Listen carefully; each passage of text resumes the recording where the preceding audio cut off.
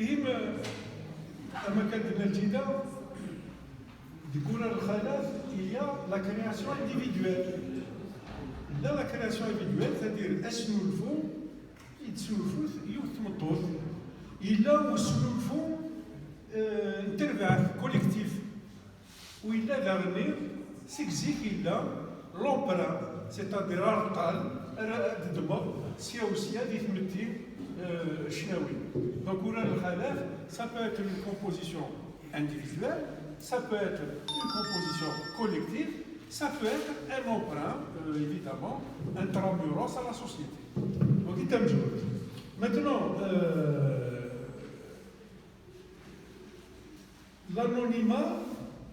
l'anonymat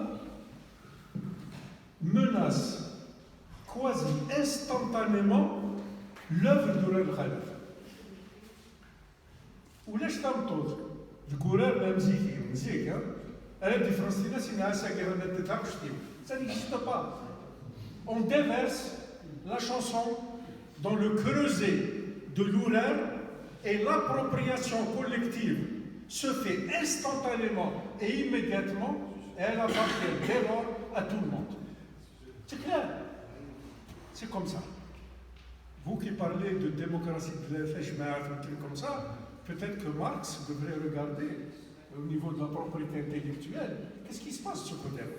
Enfin, je le fais, évidemment, je m'attaquine, mais c'est pour ça que ce ne sont pas des choses comme ça signifiantes, ou la de Fourier al-Khalaf, voyons-nous, j'allais dire, au microscope, de manière précise, focus au détail. Très important. Alors, comment se diffuse, parce qu'il faut parler maintenant de la diffusion, des chants de l'ouraire. Ben c'est très simple, c'est que l'ina niraout, باللي الصنف الشمالي مراد نطق اخف بورا ليدر اد داوي لو ريفران طالين ensuite il passe au couplet اخي ناوي تسوي دا حريش اد شنو تبع تاك شنو تبع non seulement باقي قرناس نبقاو نديرها كني رزقو الشفو. C'est une façon de faire la fête, mais c'est une façon aussi de mémoriser et de transmettre. On n'a pas écrit ou là, comme ça a été répété un certain nombre, sur disons sur les 30 femmes qui avaient Gourer, soyez sûrs qu'il y en aura au moins un tiers qui ont appris telle ou telle chanson, alors c'était la première fois qu'elles l'écoutaient. C'est extraordinaire. Simplement, imaginez cette même femme qui a quitté Ourani Bosnie, soit arabe, par exemple, et que ce jour-là, elle a le courage de chanter. Elle va contaminer 2 ou 3 autres chanteuses. Supposons que dans ce même Ourani, il y en a 2 qui, comment dirais-je, mémorisent. Et que dans la même année, dans le même truc, elle va, je ne sais pas,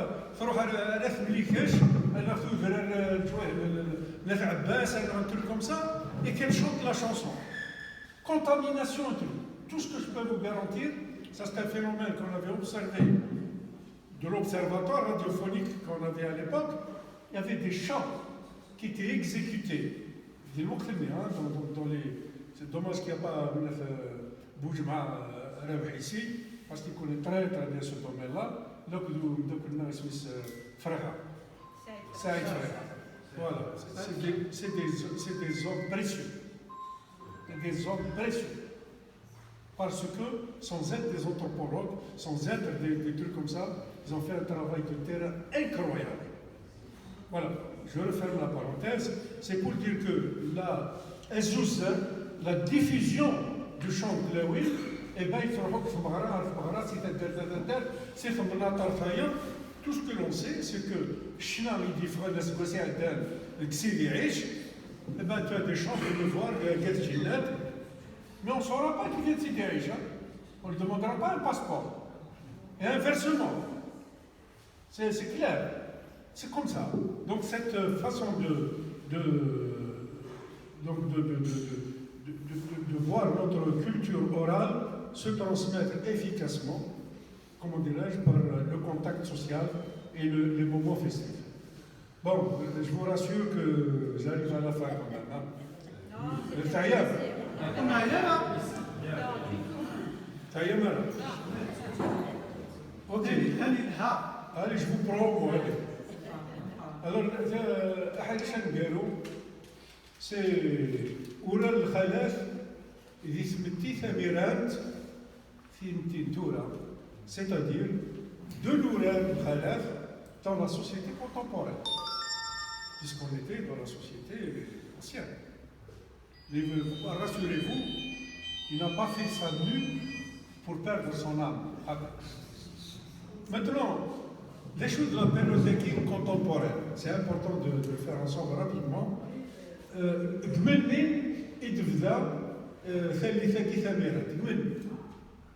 Moi, comme c'est arbitraire, mais au regard un peu de la chronologie historique, de certains événements, je situe la période contemporaine au début du siècle. Si vous voulez, symboliquement, il y a si Mohamed en 1906, et l'ancienne société, Stéphane Romana, c'est terminé. Après, c'est pourquoi je dis ça. Parce que nous avons eu un traumatisme dans l'histoire pour toute l'Algérie, bien sûr. Mais parlons un peu du chant en Kabylie, etc., donc la société travaillée, et puis du chant, qu'est-ce qui s'est passé 1830. C'est le premier envahisseur qui vient, bon, au début, soi-disant, il n'est pas venu pour rester, mais finalement, il est resté. Qu'est-ce qui s'est passé c'est le premier envahisseur éromien. C'est un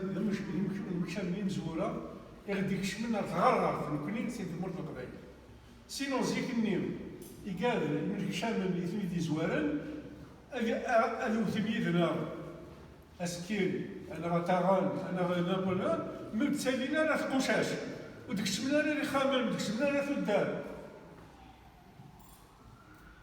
يفري لنا تدري لنا تيقشاشنا et ainsi de suite. Malheureusement, avec le cycle qui est connu, 1830, 1857, la bataille des Charleroi, et 1871, notamment la révolte de Mokorani chez Haddad, et Romien ont mis le paquet. Ils ont décidé, ils l'ont fait déjà en 1857-58 pour l'Alva le fort empereur, comme ils l'ont appelé à l'époque, c'est-à-dire pas question de descendre des villages. Ils savent que s'ils redescendent, nos clients oral, évidemment, toujours dans le même cycle de résistance, de lutte, comment dirais-je, de cloisonnement, eh bien, ils ont compris, entre guillemets, que pour nous dominer réellement, il faut qu'elle se rende guerre. Donc c'est une occupation intramuros. C'est la première fois qu'il devra de Moussouloui dans l'attaque. Alors qu'est-ce qui s'est passé? Avec 1830, 1857 et 1871, ça ne s'est pas fait avec des gâteaux au miel. Expropriation, bannissement, séquestration. Attention, je ne vais pas vous couper la chic. Mais attention, la société kabyle traditionnelle,